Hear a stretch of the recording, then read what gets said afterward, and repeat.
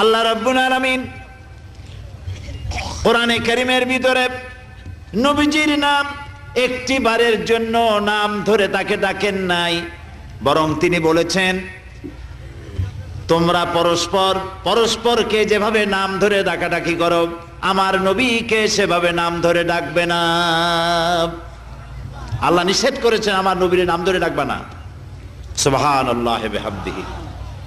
এই পৃথিবীতে যত নবী আসছেন সমস্ত নবীরা হলেন এলাকা ভিত্তিক নবী, অঞ্চল ভিত্তিক নবী। এক এক এলাকার, নূহ আলাইহিস সালাম এক এলাকার, মুসা আলাইহিস সালাম আলাক এলাকার, দাউদ আলাইহিস সালাম আরাক এলাকার, এরকম এলাকা ভাগ ভাগ করা। কিন্তু মুহাম্মদ সাল্লাল্লাহু আলাইহি ওয়াসাল্লামকে আল্লাহ রাব্বুল আলামিন কোন এলাকার জন্য নবী বানান নাই।